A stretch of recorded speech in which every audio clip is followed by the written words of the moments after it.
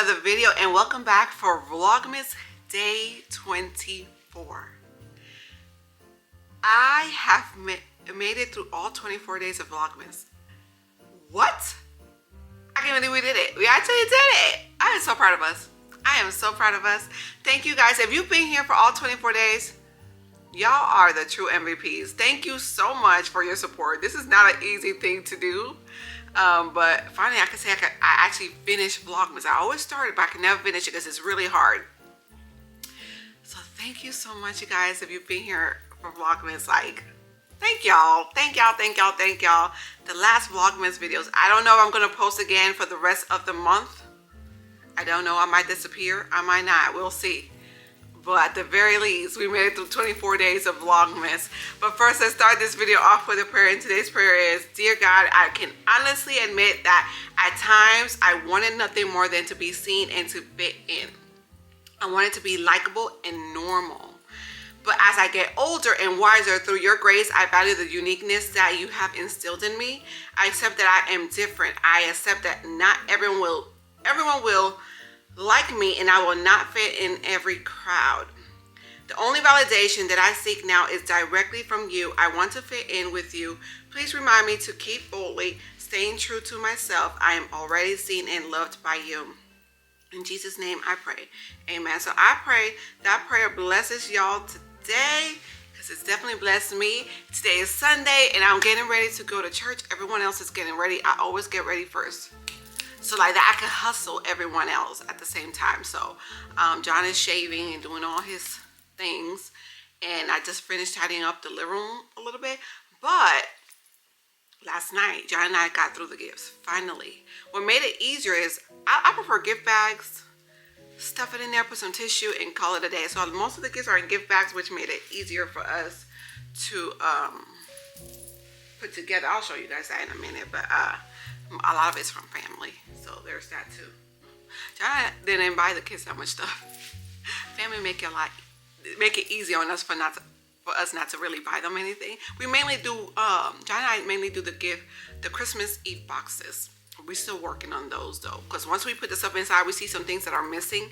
So I think John's gonna go to Walmart around and get some things to put in there. We like to also put hygiene stuff in there too. But I want to give this huge shout out to Naya. Naya girl, your grandma told me that you picked out the ornaments for the subscriber tree, which was the pack of ornaments with a bunch of little gingerbread. Is that the one? Yeah, you did a good job. So thank you so much, Naya. She also sent me a picture of you. You're so cute. You're so cute. And so I thank you guys so much.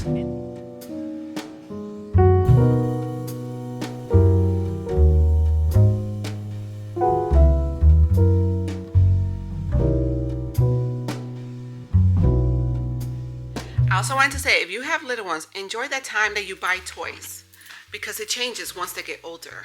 It changes a lot. It becomes less gifts, but it becomes more expensive. Like it just changes.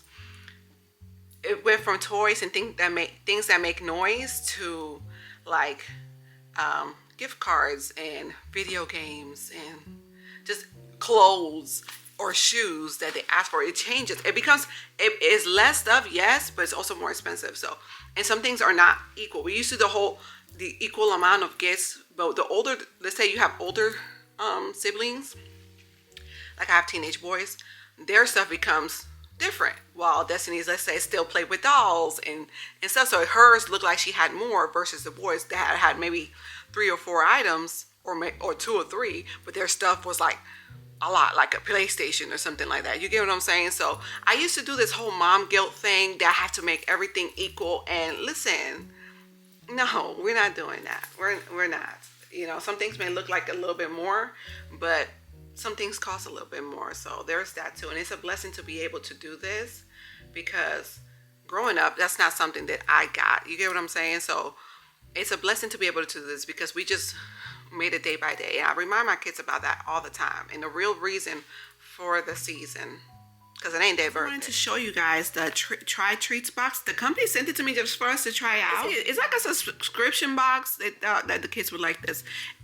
From treats, like snacks from around the world. And I thought it's like a subscription, I think. And you try treats from around the world. So every month is something different. So this one is snacks from around the world delivered to your door monthly, right? I think we're gonna try this later. And it's, send me the coupon code and all those things to share with you guys. But this, I'm like, what country is this? Destiny says it's from Thailand. I don't want to mess with it till we use it. But look, they sent us snacks from Thailand. I thought that was so cool. And that's something you get to try with your family. And they sent us a postcard. Welcome to Thailand. So we probably try this later. And we're planning, I think, to go look at Christmas lights at this park. So I would love to do that. From heaven's all graciously, the world. Inside of the Christmas story for a couple of reasons. One, they're controversial because enough. And when the road gets tough and we get weary from the journey, we throw our hands up and we justify our quitting, and we just seem to walk away. We justify our inconsistencies in our walk with the Lord and the challenges of our life. And I cannot speak for you, I can only speak for me. But when I see those things inside of me, when I see that pattern inside of my own life, I cannot help but to ask this question: how many blessings of the Lord have I missed because I did not go far enough? If I had just gone one more day, if I had just gone one more week, if I had just been faithful for one more month, what blessings of the Lord have I missed out on? And truth be told, I don't know that answer for me, and you don't know that answer for yourself as well. But here's what I do know, that life is full of journeys that test our patience, they test our perseverance, and they test our faith. And in a lot of ways, the story of the wise men is all about the journey of life. In so many ways. And so today, I want to pull out three spiritual truths, or I want to highlight three parts that I think are really important as we journey through life, for us to pull out and really kind of dive in a little bit deeper and see about the journey of the wise men. The first thing that I want you to see is about the journey of the wise men is just that the journey was a long journey. Here's what we know in Matthew chapter 2, verse 1. It says this, that Jesus was born in Bethlehem in Judea during the reign of King Herod. And about that time, some wise men from eastern lands arrived in Jerusalem. And really, this is about all that we know. That they were wise men, and they came from an eastern land. We don't know a ton about them.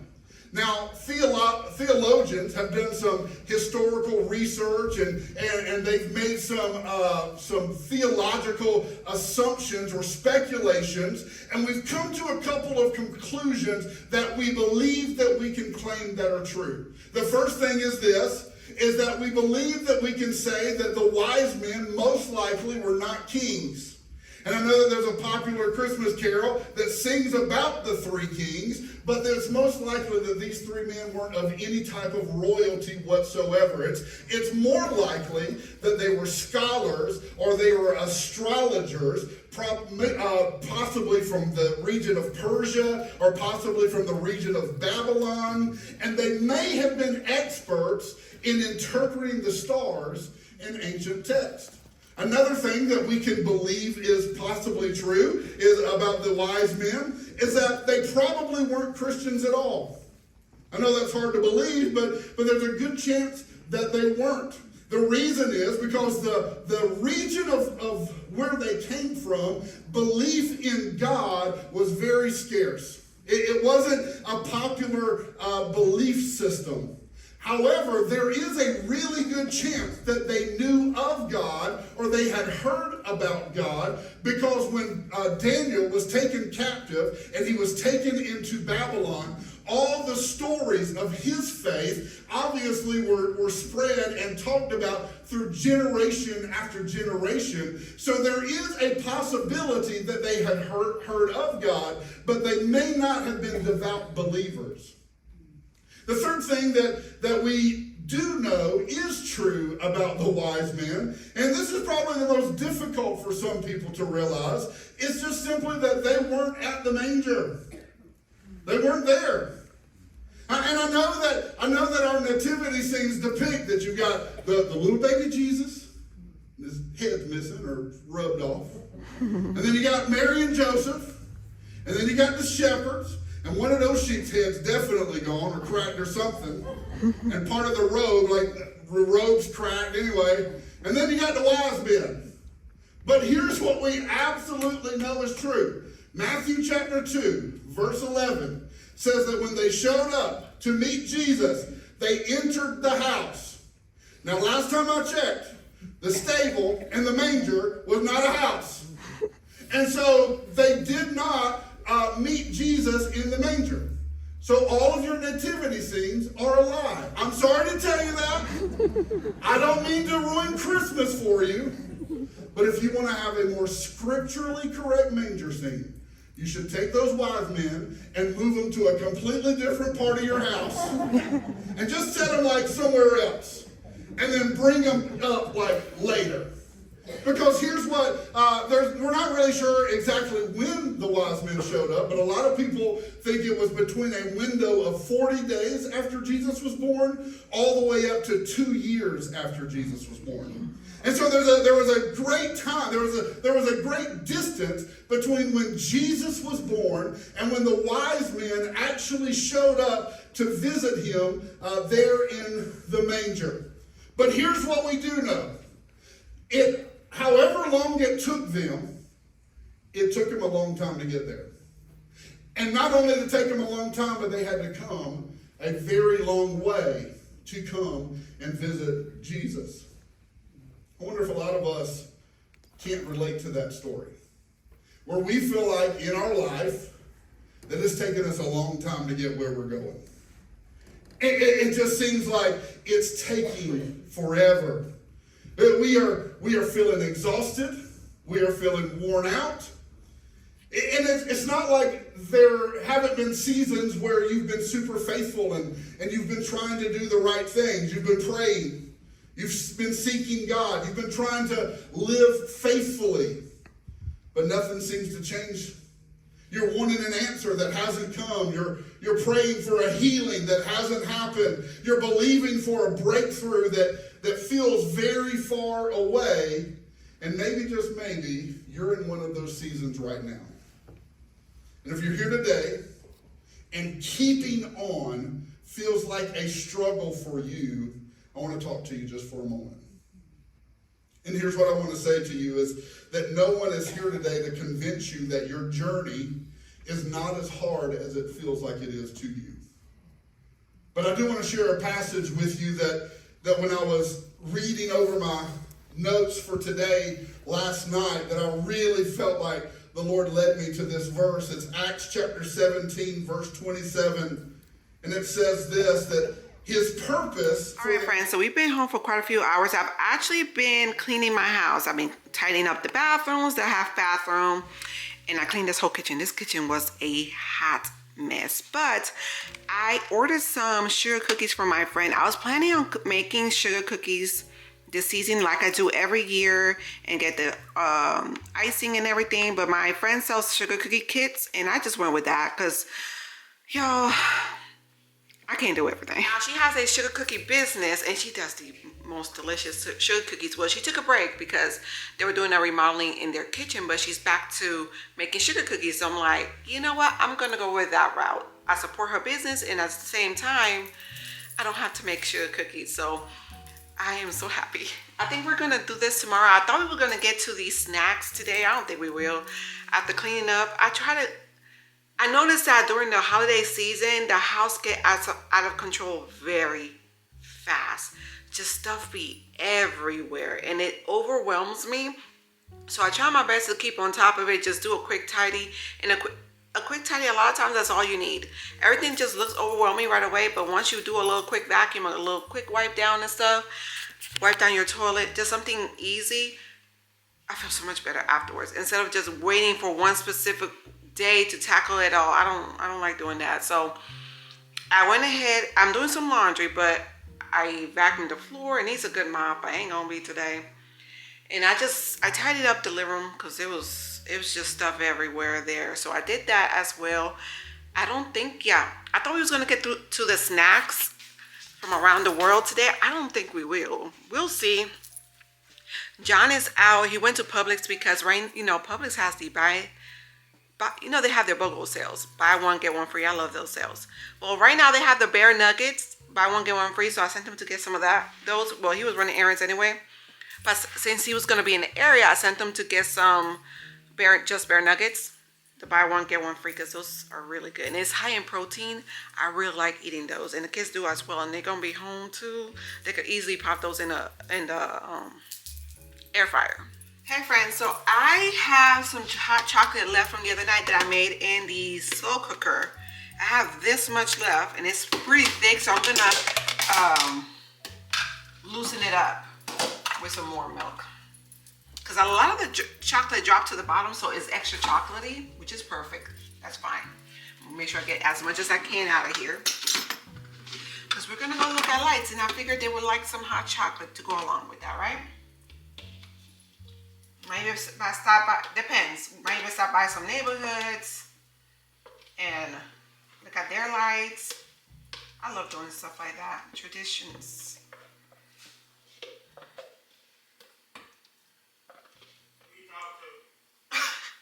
Huh? I'm talking to my friends on the camera, John. He said, what? I'm not talking to myself.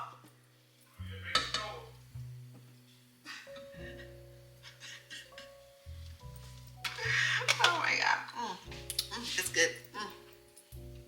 That's good. I'm gonna need a whisk. Whisk. I need the Santa whisk. Hold on. Is it here?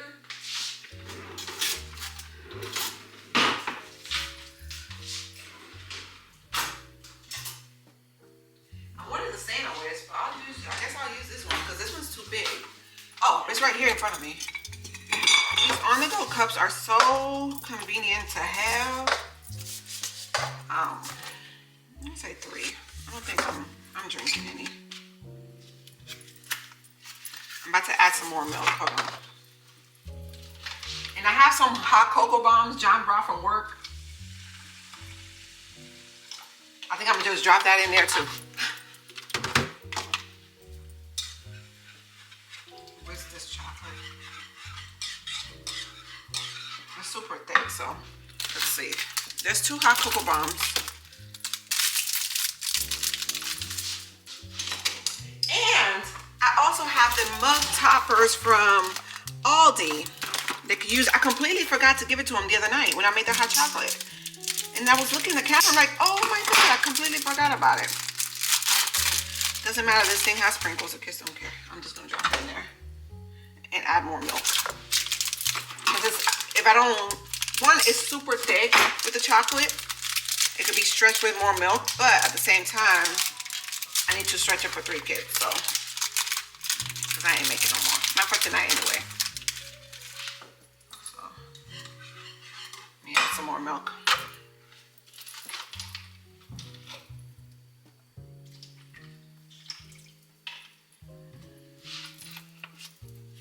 Alright, so the chocolate gave just enough for 3 people and it's perfect. I just tasted it. The temperature is supposed to drop tonight, so it's gonna be really cold. Really cold. So I like to let the hot chocolate cool down first before I add the whipped cream, because if you can't really drink it when it's really scalding hot. So by the time you drink it, the whipped cream is already melted into the hot chocolate, so it's pretty much gone. I like to wait a little bit and then add the whipped cream. So I just let it sit on the counter for a little bit and then we'll be ready to go. I've got a mistletoe in my hand, and the boys are lining up for my kisses all for one special guy.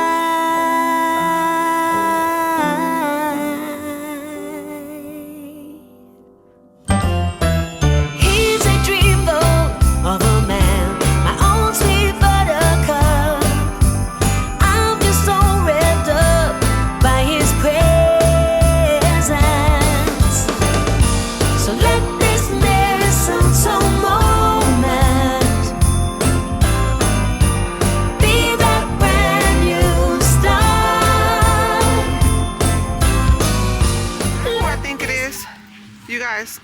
That's my friend Angelique coming up. Now we're here, boo boo. Hello. Hey. Hey, honey. Oh, y'all just like Destiny? Okay. Hey, boo. Hey. Hi, honey. Party for when you did his birthday party? Yeah. Uzziah. Muchos años. Uzziah, hi, baby. Hi. Hi. He looks so cute. You say hi? Say hi. Oh, what's happening? Okay. Hey, friend. Hey.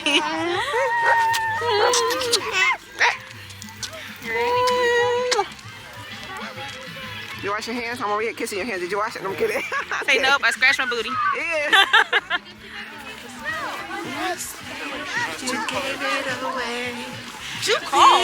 This year to save me from tears. Hey, come here. Stop. Let this mistletoe moment fuse together to Christmas hearts. Let this mistletoe Honey, don't care about no presents underneath the Christmas tree. I just want. Oh, What? We'll get the other part. That's a good picture right there under that Oh thing. yeah. Look at little man. He's high.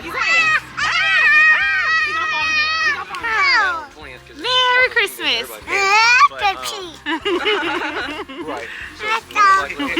Get down. Little terror.